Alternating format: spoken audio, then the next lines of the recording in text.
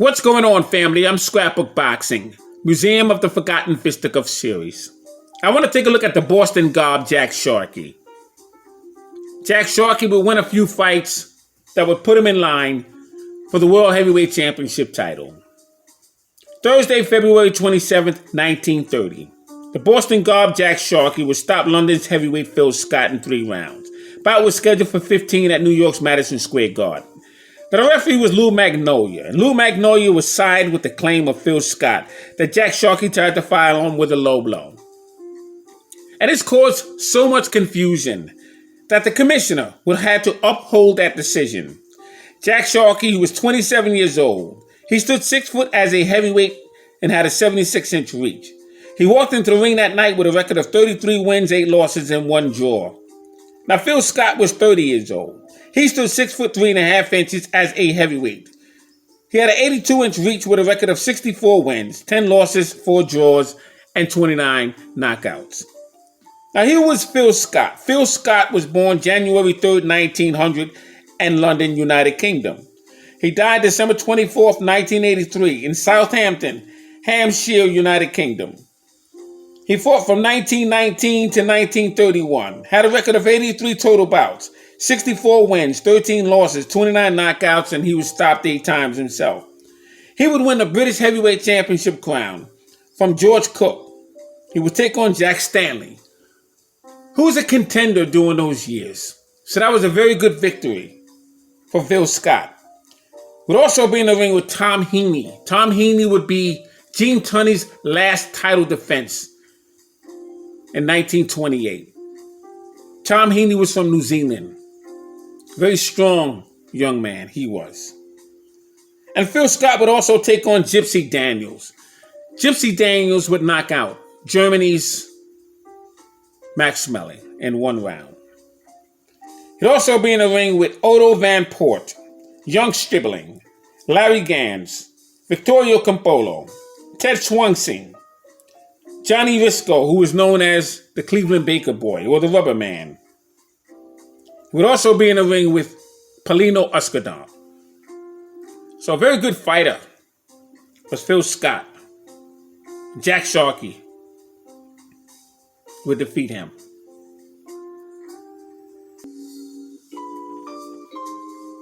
June 12th, 1930.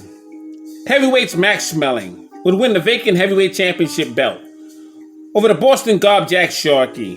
Jack Sharkey would fight in New York's Bronx Yankee Stadium.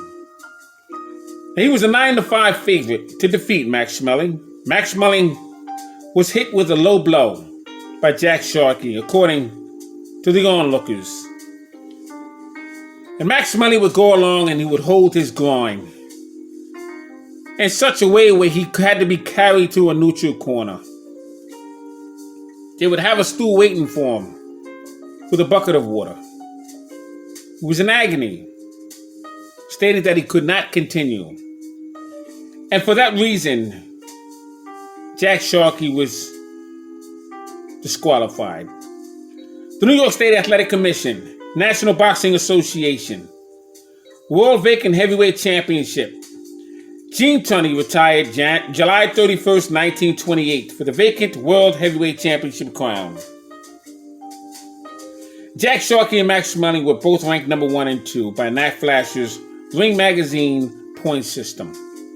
Both men were promised $177,971. $79,222 spectators would be in the audience. 74,153 were paid admission, grossing a gate of $749,934, with a net gate of $711,668. January 7th, 1931. Schmeling had faced Young Schmeling, and a New York sack would strip him of his crown. Now, Max Schmeling would still have the National Boxing Association title, but he would no longer have the New York sack because he faced Young Schmeling and did not give an immediate rematch to the Boston Gob, Jack Sharkey. So Jack Sharkey would take on Max Schmeling again in 1932. And he would defeat Max Schmeling. He would become the world heavyweight champion. Now, Jack Sharkey, who was the America's heavyweight champion, would take on Max Schmeling. How Jack Sharkey would get that title? He would take on Tommy Loughran because they were scrambling for the vacated crown that was left over by Gene Tunney. And once he earned the America's heavyweight champion, he had to take on a fighter overseas. That would make it a world title. So the fighter overseas was Max Schmeling. He would have Germany's heavyweight championship belt. And when those two met, it would then become a world title that they would be fighting for. So Max Schmeling and Jack Sharkey would have their saga between 1930 and 1932. Sharkey is a stand-up type fighter, combining a solid left jab and a good right cross with excellent defense. Jack's tough, extremely aggressive, and can take a punch very well.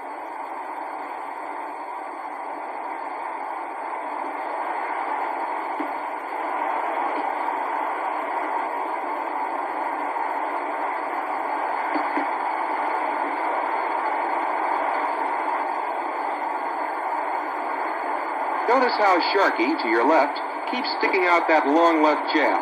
He intends to keep Max off balance by not letting Schmeling get set.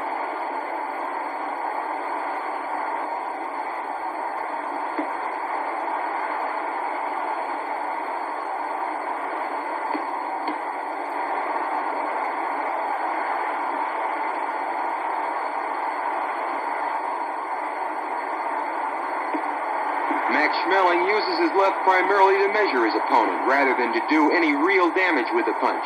But behind that left jab, Schmeling employs the most powerful straight right-hand punch to the jaw in the heavyweight division.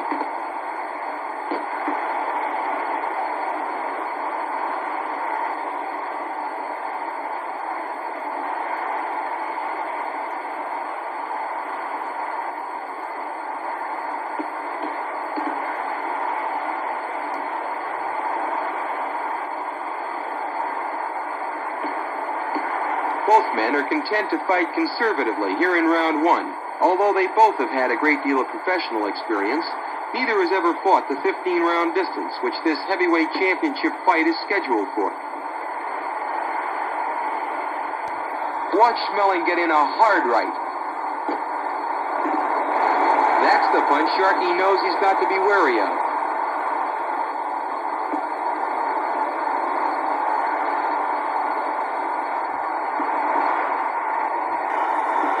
Now watch very closely.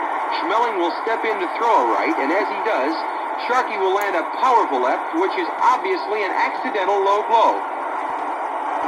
Schmeling goes down from the punch, and he starts to signal to his corner that the punch was foul.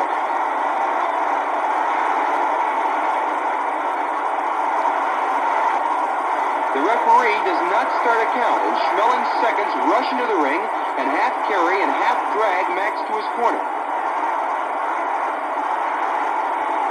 Everyone is confused, and Schmeling's cornermen are screaming foul. The referee goes over to check as to whether Schmeling can continue. Sharkey steps over to Schmeling's corner in an attempt to find out how Max is and what's going to happen. Let's take another look at that punch using the stop-action camera to find out exactly where it landed. Again, Schmeling will come in to throw right as Sharkey unintentionally lands that low left. Now you can see exactly where the punch landed, and Schmeling goes down. Well, Jack Sharkey would eventually become heavyweight champion of the world when he would defeat Max Schmeling in 1932. But then he would lose his crown to Primo Carnera in 6 rounds. I'm Scrapbook Boxing, Museum of the Forgotten Fisticuffs series. All great fights and all great fighters will never be forgotten on my channel.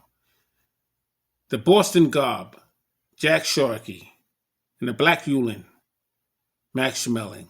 would meet twice, and they would exchange the heavyweight championship of the world. Thanks for watching.